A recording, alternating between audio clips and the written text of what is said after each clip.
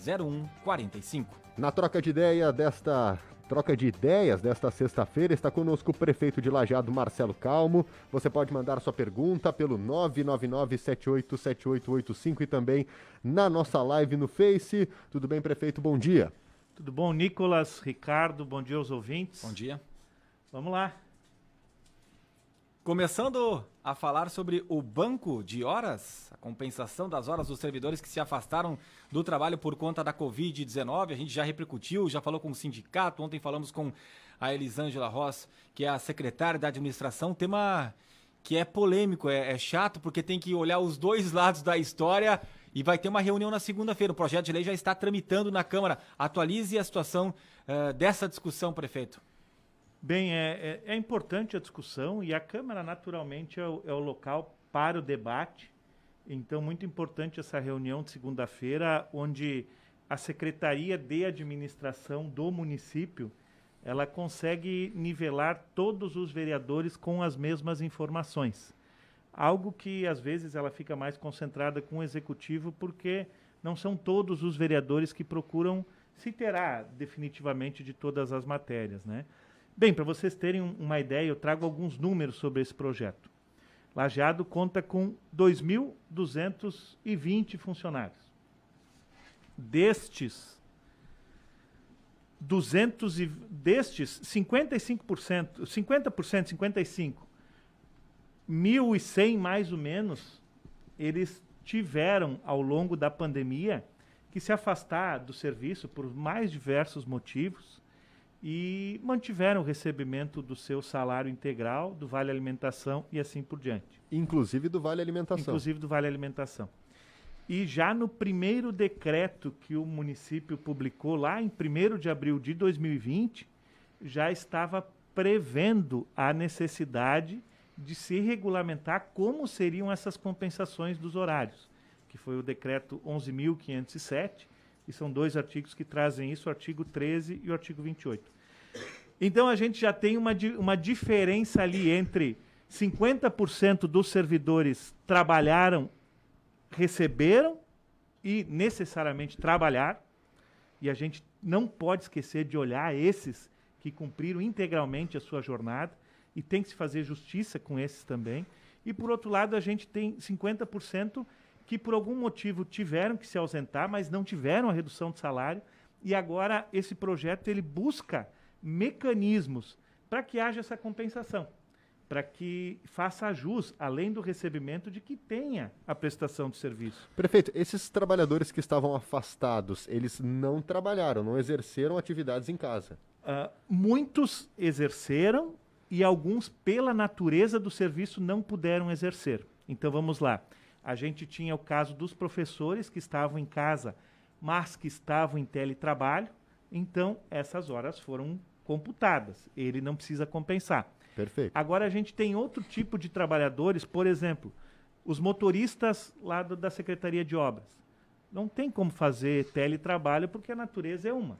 Então esse, em decorrência da sua situação de saúde, de idade, esse ficou em casa e esse agora sim, ele precisa fazer a compensação destas horas que ele ficou em casa. Então, 220 já começaram a fazer essa compensação, 880 estão no banco devedor, e desses 880, a situação que ela é mais delicada são dos monitores. Por quê? Porque são horas que acabam sendo avolumadas, sim, mas, por outro lado, o teletrabalho, como atividade do monitor é de recreação, ela ficou inviabilizado fazer o atendimento via teletrabalho. Então, são 400 pessoas que são os monitores, que são os pontos mais delicados. Nós estamos à disposição para seguir conversando, buscando alternativas, mas é fundamental encontrar uma forma, seja por cumprimento dos princípios da administração pública, seja pela igualdade com os demais servidores que efetivamente receberam e trabalharam, e seja por questões de justiça que se busque uma forma de também viabilizar que eles cumpram. E o processo tem várias alternativas. E ainda estamos à disposição para conversar sobre outras propostas. mas é fato que é necessário. Alternativas seriam reduzir ou não ter o período de descanso ali, uma folga, né? Entre manhã e tarde, ou ficar horas a mais depois do serviço, né? Essas são duas hipóteses. Além disso, o município prepara programas de formação e capacitação dos servidores como um todo, e essas horas, que pode ser live, pode ser cursos, pode ser em horário noturno, pode ser esse tipo de jornada, também entra nessa compensação. Por outro lado, o prazo para fazer essas compensações, ele só começa a contar a partir do momento que a Organização Mundial de Saúde determinar o encerramento da pandemia, o que pode demorar 1, 2, 3, 5 anos, e aí que começa a contar o prazo dos 18 meses para acontecer essa compensação. E nós tivemos servidores que optaram o município escolheu já o caminho, né? Nós tivemos servidores que acabaram por se aposentar e que tinham horas negativas, essas horas acabaram sendo descontadas do valor do servidor. E nós não podemos fazer diferente agora. Se o projeto, por exemplo, não passar, o caminho que o município vai adotar é fazer essa apuração desses valores e encaminhar para a cobrança administrativa. Lançamento em dívida ativa, lançamento e todas as repercussões que isso gera. Então, nós temos necessidade de discutir, mas é um projeto que ele faz justiça com o serviço público. É importante que o senhor falou, porque se não aprovar esse projeto na Câmara, e a gente viu que até os vereadores de situação foram contrários, vai se cobrar, vai se descontar. Sim, ou não vai se descontar do salário, pelo que eu entendi, vai ser uma multa que a pessoa vai ter que pagar. Mas não é multa. Apura o valor e lança esse valor em dívida ativa. Como se tivesse o IPTU para pagar atrasado. É semelhante, é como se fosse uma dívida não tributária. Isso também acredito que os funcionários vão preferir pagar em horas trabalhadas. E né? tem muita flexibilidade, claro, tem esse... E casualmente, isso faz parte... O sindicato dos servidores, ele está escutando exclusivamente uma categoria que é dos monitores, e sim, que é a categoria mais delicada. Mas o sindicato, os representantes das outras categorias, tanto que já são 220 que começaram a procurar e fazer esse cumprimento. Mas são matérias que são necessárias, o diálogo, a conversação, esse debate. Essa regra não é nova, está desde 2020 nos decretos que a toda semana se repetem. Artigo 13 e 28 geralmente são os mesmos decretos. Então, eu acho que a partir do momento que a gente dá margem para discussão e conversa e tal, todas essas posições elas acabam se cristalizando e aí fica a cargo dos vereadores optar por um caminho ou outro. Prefeito, na média são quantas horas que precisam ser recuperadas? A grande maioria... Bom, dos 888, a metade são monitores. Ok. Eu não tenho esse levantamento preciso das horas. Mas sim, são quantidade de horas mais significativas.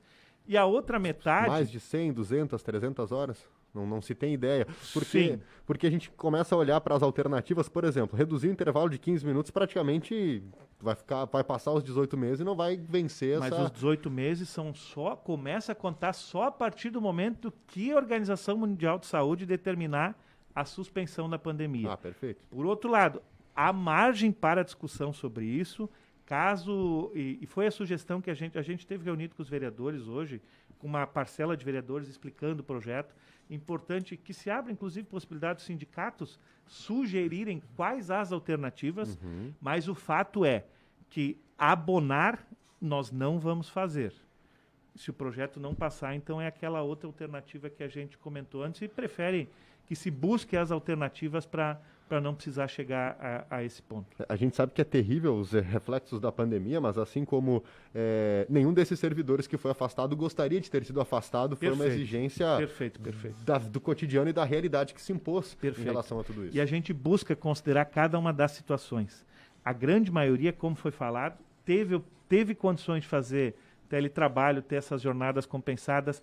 Hoje, os servidores que procuram o município, já há essa característica. Tem alguns que dizem, eu consigo fazer 20 minutos diários. Ok, vamos começar essa jornada, vamos começar essa caminhada. E o município tem sido muito flexível e está à disposição para buscar mais flexibilizações. Como eu disse, a única coisa que não se concorda é com o abono, em respeito a todos os demais, que são a maioria dos servidores, que cumpriram naturalmente a sua jornada. Prefeito de Lajeado, Marcelo Calmo, falou em flexibilizações. E flexibilizações no nosso dia a dia, em relação a festas, em relação a eventos, jogos, né? A gente viu que semana passada lá em Venâncio já se permitiu a presença de público nos jogos da Soeva, futsal. Aqui tem a LAF, tem o Lajadense e tem outras medidas também. Ouvintes falam que tem alguns locais em que a festa está acontecendo quase que normalmente. Isso pode, não pode? O que vocês estão pensando? A própria máscara, tem algo que está previsto aí de flexibilização? Vamos lá. Os decretos do Estado, eles ainda são restritivos com relação à utilização das casas de festas em relação às pessoas em pé, em utilização das mesas, das pistas de dança. E o município está atento a todas essas situações. Nós recebemos os empreendedores, conversamos, demos um passo importante no avanço até as 2h da manhã, mas não estamos satisfeitos da maneira com que cada um desses empreendedores estão fazendo a gestão desse assunto. Não está legal. E isso chega no executivo. Então, é muito importante esse alerta, porque para que a gente não tenha problemas na frente. O próprio público nos estádios, no jogo da Libertadores também teve público nos estádios de futebol em Minas Gerais, por exemplo, e a regra do Estado ainda não permite público nos estádios. Eu acredito e a gente defende que seja uma regra que precisa ser alterada, porque são outros tantos exemplos que permitem. E essa é a sugestão também, apesar do futebol de salão em Venâncio estar liberado, que a LAF traga isso e a gente possa trazer essas justificativas para buscar a aprovação do Estado. Hoje, o decreto não permite. Nós teremos um evento muito significativo no Estado, que eu particularmente acredito que vai nortear as próximas semanas, que é o início da Expo Inter. A Expo Inter ela teve um regramento todo próprio para possibilitar o evento, que ele é naturalmente marcado pela reunião de pessoas. 25 mil pessoas por dia. Pela confraternização, pela junção de pessoas.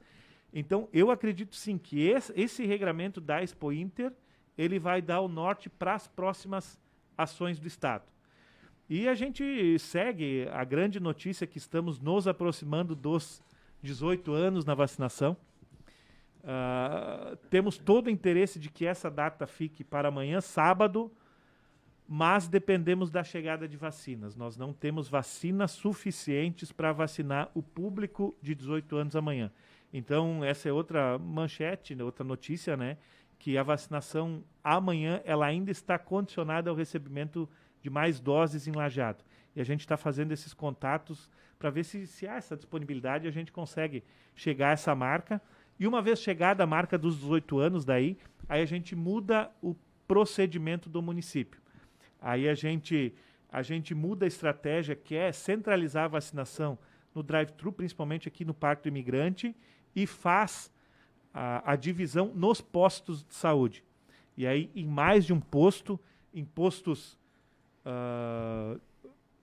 com a possibilidade de pegar mais públicos, mais pessoas que ficam mais perto, então, das suas residências. Interessante. O ouvinte pergunta se quem chega de moto pode se vacinar no drive-thru? Moto pode sim. Perfeito. Alguns registros dos ouvintes, até para pegar o assunto anterior e a gente fechar. O Olson Jones de Teutônia, ele fala o seguinte: aproveitamos que sextamos mandando parabéns ao Marcelo por sempre, aí ele escreve calmo, com L. Também é uma característica. Também o nosso ouvinte participando com a gente aqui. O prefeito está correto, ninguém recebe sem trabalhar. Receberam, agora tem que trabalhar para pagar, até porque os munícipes vão cobrar isso do prefeito. A Jaqueline de Lajeado, parabéns ao prefeito. Prefeito Calmo, o senhor falou que não está satisfeito com a forma que os empreendedores de eventos estão atuando. Tem alguma medida que vocês estão pensando em tomar? Nós estamos fazendo contatos individuais e já foram vários deles contatados. E agora, chegando ao final de semana, essa demanda ela se multiplica, né? Então, estamos aguardando esse final de semana e a fiscalização, sim, estará atuando e estará fazendo o seu necessário trabalho para o cumprimento dos protocolos. Em relação à área do Dyer, a possibilidade do viaduto ali na BRF, na 130, o que avançou? Como é que está essa negociação com o Estado? Nós tivemos essa semana novamente em Porto Alegre, agora com a Casa Civil, e a Casa Civil então reuniu Secretaria de Parcerias, que faz parte da concessão da rodovia, o Dyer, o próprio chefe da Casa Civil e integrantes da Secretaria de Patrimônio. O passo agora, nesta semana, é de que o Dyer formalmente concordou com o negócio estabelecido e agora o processo vai para o núcleo de decisão efetivo do governo do Estado. É o aval do governador. Então, se projeta que até o fim da semana que vem a gente tenha esta resposta do governador para que a gente formalize daí o instrumento jurídico que dá garantia para que a gente, como são negócios futuros que vão enfrentar inclusive a troca de governo, que tenha a garantia do município fazer o investimento e, por outro lado, no futuro ser ressarcido com o prédio do Dyer. E o prédio não é o nosso foco nesse momento, o foco efetivamente é realizar a obra lá na BRF, que é uma demanda que ela é fundamental. Cada vez que a gente passa em horários de pico, a gente observa o quanto isso cresce dia a dia, então é importante ter uma solução. Bom, prefeito, obrigado pelas suas informações, a gente já está chegando em cima do horário. Bom trabalho e a gente volta a se falar. Grande abraço, pessoal, um ótimo final de semana e pelo jeito uma chuvinha, né? Alguma coisa de chuva está por vir. Prefeito de Lajeado falando, portanto, sobre o Dyer, resposta deve vir até o final da próxima semana. Sobre vacinação, espera-se por definições, por chegadas de novas remessas para saber se teremos vacinação de 18 anos amanhã. Isso deve acontecer de tarde, essa confirmação ou não, e havendo a possibilidade nos postos de saúde. Não mais no drive-thru, mesmo sendo no sábado. Essa é a informação. Sim, não se tem certeza ainda, durante o dia a gente confirma. E os postos de saúde é a partir do momento que a gente encerrar a etapa da vacinação por idade até os 18 anos. Ok. 18 anos ainda vai ser aqui ainda aqui. E também Isso, no lá posto no do centro. centro. Encerrada essa etapa, a gente vai para a próxima com essa característica. Prefeito de Lajeado, Marcelo Calmo. 11 horas.